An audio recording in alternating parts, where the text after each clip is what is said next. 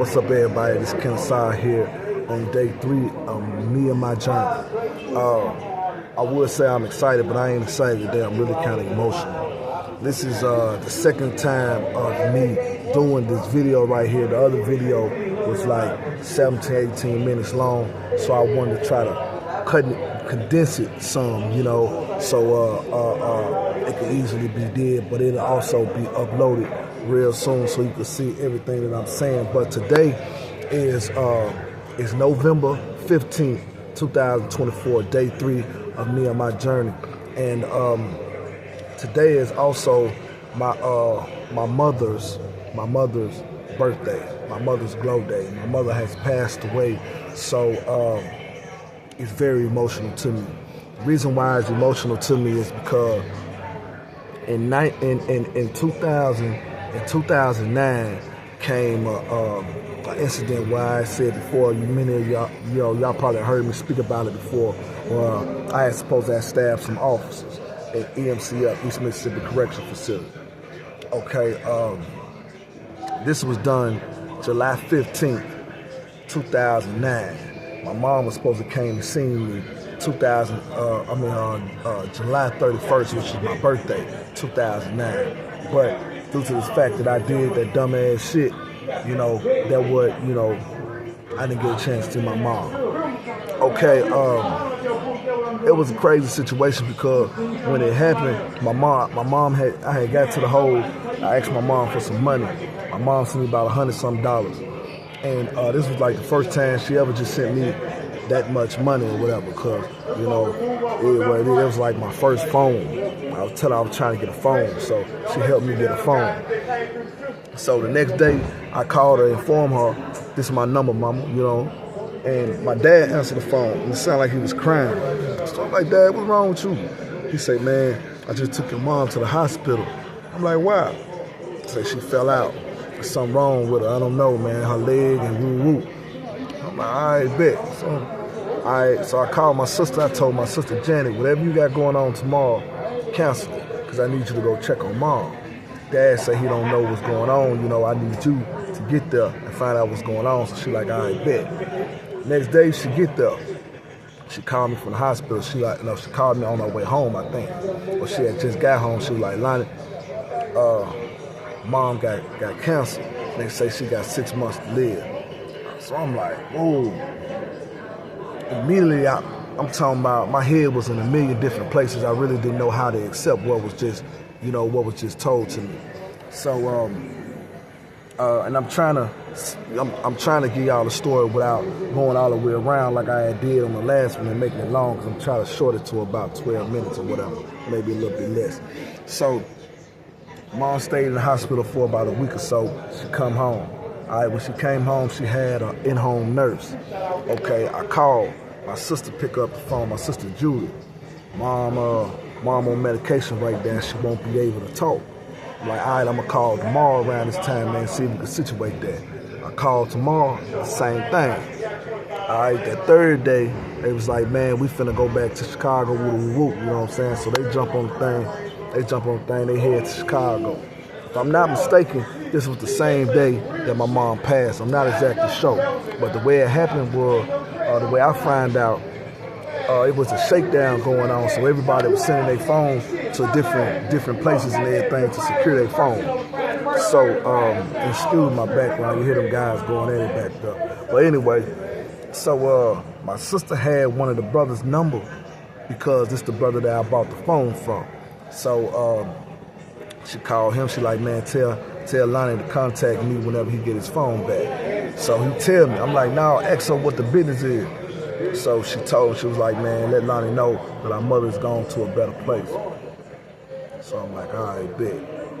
And it really did something to me, but I kind of had faced it about that time, I accepted that a little bit better, than when she said the 6-month thing. The 6-month thing really had hit me, but during that whole week or two or whatever it was, because she didn't last number like 2 weeks. They said 6 months, but it was gone. She was gone in like 2 weeks or so. So I get to the chaplain office. asked the chaplain about going to a wake and all this stuff there to the funeral. He say, man, you're not 6 months off, you are free. So I'm like, how many months am I? How far am I? Man, could y'all believe I was 11 days away. 11 days away. So I tell them, I say, y'all can't make no exception. They're like, man, we can't make no exception, man. You just stabbed a bunch of our officers. You can't make no exception. You locked down too. You a security risk. So I had to go without seeing my mom, without paying my respects to my mom at the funeral. It was real painful to me, man. I'm talking about this was a real reality check. I beat myself up mentally a whole lot about this here. And, okay, I'm gonna keep going. Okay, right after this here, I ended up going to court. They offered me all this time, you know. Long story short, I ended up copping out to 8 years. They ran the 8 years concurrent with what I already had. I get out the hole. I stayed in the hole like 15 months, 14, 15 months, something like that. I get out the hole. Here's the mess. Here's something that even, listen, this is why I stabbed the officers. 17, 18 officers got behind one of the bros. I saved the bro by stabbing the officer. I sit in the hole, get 8 years ran into my time. Could y'all believe the same dude who I saved from the officers, he helped demonstrate on me. They stabbed me a whole bunch of times, stabbed me about 6, 7, 8 times. You know what I'm saying? So it was a real reality check, this whole situation. And I think about this, even though it didn't happen in November, I still think about it during November because it's my mom. You know, I look at it like, man, if I just would have sit my stupid ass down on July 15th and not did that mess with them officers, I wouldn't have went through that. You dig what I'm saying? Not saying that my mom wouldn't have made it. I mean, not saying that my mom would have made it because she did have cancer, but just saying that all of that still, it still works on me. It still bothers me. And I go through a whole lot of mental health stuff, you know, which I'll explain later on through, you know, through the podcast and maybe through some of these, things. But I just wanted to tell y'all about today, how I'm feeling today. Cause that's how I'm feeling. I'm really emotional today. I'm always really emotional when it comes down to November 15th. You know, this is what me and my little sister Janet, we call Mom's Day, Mother's Day. We don't celebrate Mother's Day for, you know what I'm saying, the other Mother's Day. We celebrate today as Mother's Day, as well as it's her son's birthday, which is my nephew, Landon. Man, happy birthday, nephew. But I just want to encourage y'all to, you know, whatever y'all going through, just remain strong, man. It don't matter what you're going through, man, because if you make it through it, then that makes you a stronger individual than you were. You know, I want y'all to, you know, keep that in mind, man. Stay strong, stay prayed up. Don't let nobody hold you back. Don't let nothing hold you back. Stand firm, man, you know. Keep a good relationship with the Lord, because without the Lord ain't nothing possible. A lot of people, you know, say that they can live a righteous life, but a righteous life ain't nothing without a life without God. You know what I'm saying? Well, I mean, a life without a righteous life is nothing if it's a life without God, because there is no such thing as anything righteous without the presence of the Lord. Just keep it all the way 1,000. I don't care what your faith may be.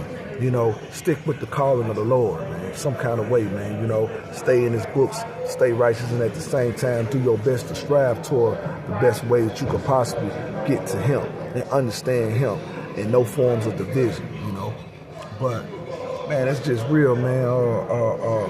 These days and time, it's going to be real difficult, you know. Even when I touch down out there in the world, it's going to be a difficult time for me, you know, just transitioning, but not just more so that, but, you know, mental health within itself. One of my next videos is going to be about mental health, because a lot of people don't really understand what mental health is, and I'm going to go into depth about what mental health is, because I suffer from that for real. But I just wanted to build on that. I try not to make these things too long. The last one that I did, like I said, this is the second take that I did. I don't try to write nothing down. I really just jump on here and I just build, you know. So last one, it was about 17 and a half minutes long, you know, and I'm still going to share that as well. But, you know, this going to be the main one that's going to be pushed. And I just want y'all to just turn me up, man. Stay subscribed, because in the next ones, you know, y'all going to hear stories about, like I said, when those guys stabbed me, that was just the first time I got stabbed up in here. I got stabbed three different times, you know, 3 different incidents of getting stabbed. But that was the first time that I got stabbed. You're going to hear the story about how I did the stabbing with them officers. You know, you hear the story about how I came to prison. You're going to hear all these different stories, you know what I'm saying? It's a lot of these different stories. And in each one of them, man, I ain't go out like no sucker. I ain't never went out like no sucker, you know what I'm saying? I always stood firm, and I accepted whatever I had to go through, you know what I'm saying? Because this is what made me Kent. This is what made me Kent. This is what took me to the highest levels that I am on right now. And I ain't even on the highest level. I'm just on a higher level than I was at those particular times, you know? So I just want to thank y'all for following me. I want to thank y'all for just motivating me. Just turn me up, man. Like, follow, subscribe, you know, share this material. Make sure that somebody hear it, especially y'all that's getting out of prison.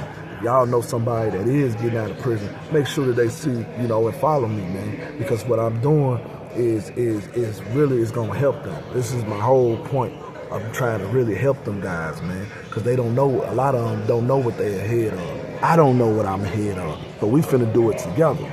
You draw what I'm saying? We finna do this together. Y'all gonna see everything that goes on from my transition before I get there. I tell many people, your transition don't start when you get there. The transition starts before you get there. So this is my last 30 days in and my first 30 days out. This is before the podcast. Y'all stay tuned, man. Everything is gonna be very powerful, very informative, as well as very entertaining. That's real, and I promise you that, man. Well, peace, love, unity, and success. Like, follow, and subscribe. Continue doing that. Stay powerful. Keep God first, man. Love.